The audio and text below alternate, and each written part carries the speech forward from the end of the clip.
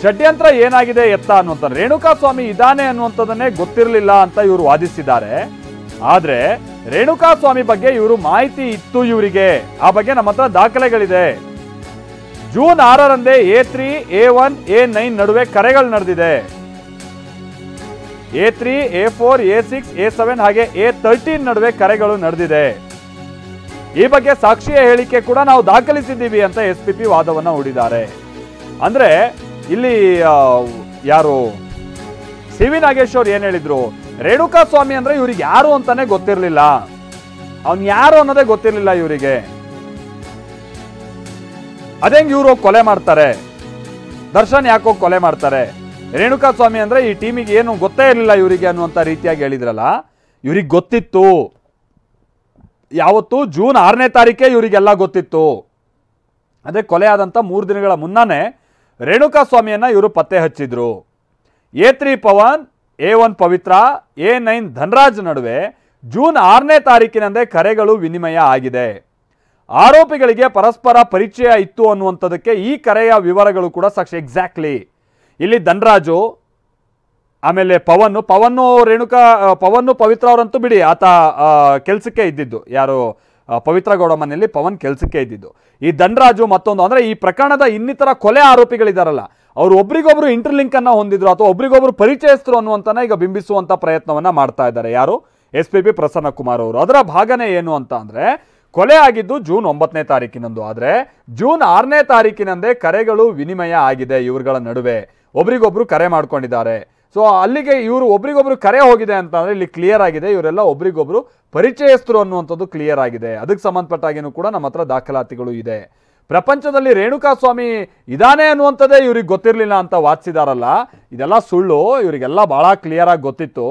ಆ ಕಾರಣಕ್ಕಾಗಿನೇ ರೇಣುಕಾ ಸ್ವಾಮಿ ಪತ್ತೆ ಹಚ್ಚುವಂತ ನಿಟ್ಟಿನಲ್ಲಿ ಎಲ್ಲ ಪ್ರಯತ್ನವನ್ನು ಇವರು ಮಾಡಿದ್ದಾರೆ ಅನ್ನುವಂಥದ್ದನ್ನ ಇಲ್ಲಿ SPP ಪ್ರಸನ್ನ ಕುಮಾರ್ ಅವರು ವಾದ ಹೂಡುವಂತ ಸಂದರ್ಭದಲ್ಲಿ ಉಲ್ಲೇಖ ಮಾಡಿದ್ದಾರೆ.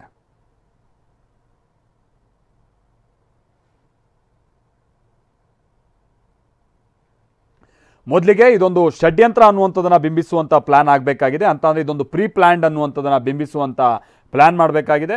ಎಟ್ ದ ಸೇಮ್ ಟೈಮ್ ಈ ಆರೋಪಿಗಳು ಒಬ್ರಿಗೊಬ್ರು ಪರಿಚಯಸ್ಥರು ಅನ್ನುವಂಥದ್ದನ್ನು ಕೂಡ ಸಾಬೀತುಪಡಿಸಬೇಕಾದಂಥದ್ದು ಪ್ರಯತ್ನ ಈಗ SPP ಪ್ರಸನ್ನ ಕುಮಾರ್ ಅವ್ರ ಕಡೆಯಿಂದ ಆಗ್ತಾ ಇದೆ. ಅದರ ಭಾಗನೇ ಇವರೆಷ್ಟು ಕ್ರೂರತ್ವದಿಂದ ಯೋಚಿಸಿದ್ದಾರೆ ಆ ಟೈಮ್ನಲ್ಲಿ ಅನ್ನುವಂಥದ್ದನ್ನು ಕೂಡ ಅವರು ಹೇಳುವಂಥ ಪ್ರಯತ್ನವನ್ನು ಮಾಡ್ತಾ ಇದ್ದಾರೆ. ಅದರ ಒಂದು ಭಾಗ ಅಂತ ಅಂದರೆ ಇವರು ಒಂದು ಪ್ರತ್ಯೇಕ ಸರ್ಕಾರದ ರೀತಿಯಾಗಿ ಇವರು ಒಂದು ಟೀಮ್ನ ಮಾಡ್ಕೊಂಡಿದ್ರು. ಇವರಿಗೇನು ಕಾನೂನು ಮತ್ತೊಂದು ಭಯ ಭಕ್ತಿ ಇದೇನು ಇರಲೇ ಇಲ್ಲ, ಏನು ಬೇಕಾದರೂ ಮಾಡಿದ್ರೆ ನಡೆಯುತ್ತೆ ಅನ್ನುವಂಥ ರೀತಿಯಾಗಿ ಇವರೊಂದು ಸಪ್ರೇಟ್ ಆದಂಥ ಒಂದು ಸರ್ಕಾರದ ರೀತಿಯಾಗಿ ಇವರು ಮಾಡ್ಕೊಂಡಿದ್ರು. ಒಂದು ಎರಡನೇದಾಗಿ ಆತನಿಗೂ ಕೂಡ ಇವರು ಎಂಕರೇಜ್ ಮಾಡ್ತಾ ಆತನ ಮೆಸೇಜ್ಗಳಿಗೆ ಆತ ಫೋಟೋ ಹಾಕ್ತಂಥ ಸಂದರ್ಭದಲ್ಲಿ ಇವರು ಬ್ಲಾಕ್ ಎಲ್ಲ ಮಾಡ್ದಿತ್ತು, ವಾವ್ ಸೂಪರ್ ಅನ್ನೋದು, ಅಡ್ರೆಸ್ ಕೇಳೋದು, ಈ ಥರದಕ್ಕೆ ಏನೇನು ಬೇಕೋ ಅದೆಲ್ಲವನ್ನು ಕೂಡ ಮಾಡಿದ್ದಾರೆ ಅನ್ನುವಂಥದ್ದು ಒಂದು ಹೇಳ್ತಾ ಇದ್ದಾರೆ.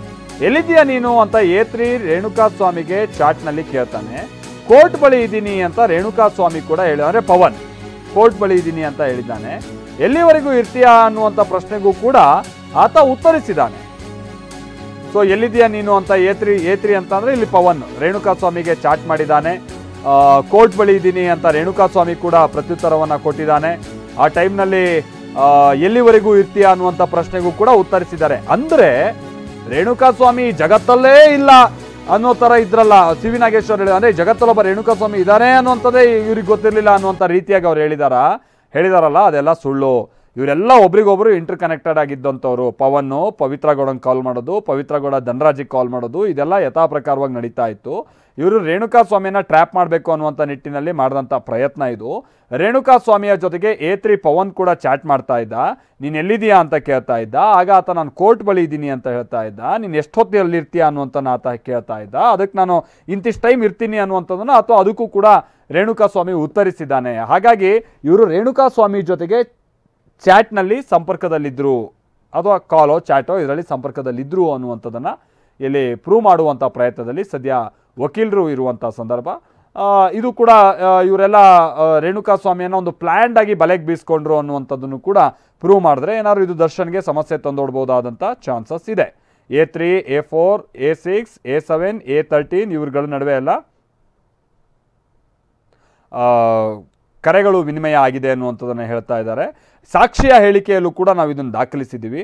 ಪ್ರಪಂಚದಲ್ಲಿ ರೇಣುಕಾಸ್ವಾಮಿ ಇದ್ದಾನೆ ಅನ್ನುವಂಥದ್ದನ್ನೇ ಇವ್ರು ಗೊತ್ತಿರಲಿಲ್ಲ ಅನ್ನೋ ರೀತಿಯಾಗಿ ಹೇಳಿದಾರಲ್ಲ. ಬಟ್ ರೇಣುಕಾಸ್ವಾಮಿ ಒಬ್ಬ ಇದಾನೆ ವ್ಯಕ್ತಿ, ನಮ್ಮ ಜೊತೆಗೆ ಚಾಟ್ ಮಾಡ್ತಾ ಇರುವಂಥವನು ಕೂಡ ಆತನೇ ಅನ್ನುವಂಥದ್ದು ಇವ್ರಿಗೆ ಗೊತ್ತಿತ್ತು. ಅದನ್ನು ನಾವು ಸಾಕ್ಷಿ ಹೇಳಿಕೆಯಲ್ಲೂ ಕೂಡ ನಾವು ಅದನ್ನು ದಾಖಲಿಸಿದ್ದೀವಿ ಅಂತ ಹೇಳ್ತಾ ಇದ್ದಾರೆ. ದರ್ಶನ್ ಸೇನೆಗೆ A3 ಪವನ್ ಸೂಚನೆ ಕೊಟ್ಟಿರುವಂಥದ್ದಕ್ಕೂ ಕೂಡ ಸಾಕ್ಷಿ ಇದೆ. ಅಂದರೆ ಜೂನ್ 8ರಂದು A4, A6, A7 ಹಾಗೂ ರೇಣುಕಾಸ್ವಾಮಿ ಕರೆ ವಿವರ ಒಂದ್ ಕಡೆ ಪತ್ತೆಯಾಗಿದೆ. ಆಟೋದಲ್ಲಿ ಇವರು ರೇಣುಕಾಸ್ವಾಮಿಯನ್ನ ಹಿಂಬಾಲಿಸಿದ್ರು ಅನ್ನುವಂಥದ್ದನ್ನು ಕೂಡ ಇಲ್ಲಿ ಉಲ್ಲೇಖ ಮಾಡಿದ್ದಾರೆ. ಅಗೈನ್ ಈ ಟೀಮ್ಗೆ ರೇಣುಕಾಸ್ವಾಮಿ ಪತ್ತೆ ಹಚ್ಚುವಂಥದ್ದು ಒಂದು ಟಾಸ್ಕ್ ರೂಪದಲ್ಲಾಗಿತ್ತು. ಎತ್ತಿದ ಮಾತಿಗೆ ಇಲ್ಲಿ SPP ಅವರು ಇದನ್ನ ದರ್ಶನ್ ಸೇನೆ ಅನ್ನುವಂಥದ್ದನ್ನ ಹೇಳ್ತಾ ಇದ್ದಾರೆ. ಮಾತೆತ್ತಿದ್ರೆ ಅವರು ದರ್ಶನ್ ಸೇನೆಗೆ ಈ ವಿಚಾರವನ್ನ ತಿಳಿಸ್ತಾ ದರ್ಶನ್ ಸೇನೆ ಆಕ್ಟಿವ್ ಆಯ್ತು. ಹೀಗೆ ಇಲ್ಲಿ ಪ್ರಸನ್ನ ಕುಮಾರ್ ಅವರು ಹೇಳ್ತಾರೆ. ಅಂದ್ರೆ ದರ್ಶನ್ ಡಿ ಗ್ಯಾಂಗ್ ಅಂತ ಇವ್ರು ಏನು ಹೇಳ್ತಾ ಇರ್ತಾರಲ್ವಾ, ಯಾರು ಡಿ ಬಾಸ್ ಅಭಿಮಾನಿಗಳು ಮೇಲಿನ ಮೇಲೆ ನಮ್ದೊಂದು ಡಿ ಗ್ಯಾಂಗ್ ಅನ್ನುವಂಥ ರೀತಿಯಾಗೆಲ್ಲ ಭಾಳಷ್ಟು ಈ ಪೇಜಸ್ಗಳು ಮತ್ತೊಂದು ಇದೆಯಲ್ಲ, ಅದೇ ರೀತಿಯಾಗಿ ಇಲ್ಲಿ ಇವರು ಡಿ ಆರ್ಮಿ ಅನ್ನುವಂಥ ರೀತಿಯಾಗಿ ಅಥವಾ ದರ್ಶನ್ ಆರ್ಮಿ ಅನ್ನುವಂಥದ್ದನ್ನು ಇಲ್ಲಿ ಮೇಲಿನ ಮೇಲೆ ವಕೀಲರು ಉಲ್ಲೇಖವನ್ನು ಮಾಡ್ತಾ ಇದ್ದಾರೆ. ದರ್ಶನ್ ಆರ್ಮಿಗೆ ಈ ವಿಚಾರವನ್ನು A3 ತಿಳಿಸ್ತಾನೆ ಅನ್ನುವಂಥದ್ದು. A3 ಪವನ್ ಇದಾನಲ್ಲ, ಈತನದ್ದು ಇನ್ನೊಂದು ರೀತಿಯಾದಂಥದ್ದು ಏನಂದರೆ, ಈತ ಓದಿರೋದ್ರಲ್ಲಿ ಅಂದರೆ ಪದವಿಯಲ್ಲಿ ಈತ MBA ಪದವೀಧರ ಅನ್ನುವಂಥದ್ದು ಗೊತ್ತಾಗ್ತಾ ಇದೆ. MBA ಮಾಡ್ಕೊಂಡಿರುವಂಥ ಹುಡುಗ.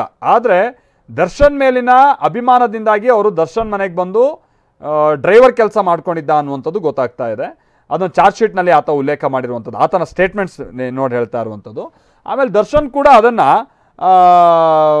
ಈತ ನನ್ನ ಬಳಿ ಡ್ರೈವರ್ ಆಗಿದ್ದಂಥವನ್ನ ಪವಿತ್ರ ಗೌಡನ ಮನೆಗೆ ಕೆಲಸ ಮಾಡ್ಕೊಂಡಿರು ಅಂತೇಳಿ ಪವಿತ್ರ ಗೌಡನ ಮನೆಗೆ ಕಳಿಸಿದ್ರಂತೆ ದರ್ಶನ್ ಅವರು.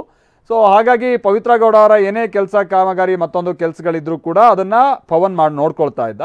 ಹಲವು ಸಂದರ್ಭದಲ್ಲಿ ಪವಿತ್ರ ಗೌಡ ಅವರು ಎಲ್ಲೇ ಹೋದ್ರು ಮತ್ತೊಂದು ಹೋದ್ರು ಪವನ್ನೇ ಅವ್ರ ಜೊತೆಗೆ ಹೋಗ್ತಾ ಇದ್ದಂಥದ್ದನ್ನು ಕೂಡ ನಾವು ನೋಡ್ತಾ ಇದ್ವಿ. ಅದೇ ಪವನ್ ಅಂದರೆ A3 Pavan A4, A6, A7 ಇವ್ರ ಜೊತೆಗೆಲ್ಲ ಆತ ಲಿಂಕ್ನಲ್ಲಿದ್ದ. A13 ಜೊತೆಗೂ ಕೂಡ ಲಿಂಕ್ನಲ್ಲಿದ್ದ. ಕರೆಗಳು ವಿನಿಮಯ ಆಗಿದೆ. ಇವರೆಲ್ಲರೂ ಕೂಡ ಒಂದು ಪ್ಲಾನ್ ಅನ್ನು ರೂಪಿಸಿದ್ರು ಅನ್ನುವಂಥದ್ದನ್ನು ಹೇಳುವಂಥ ಪ್ರಯತ್ನವನ್ನು ಇಲ್ಲಿ SPP ಮಾಡ್ತಾ ಇದ್ದಾರೆ.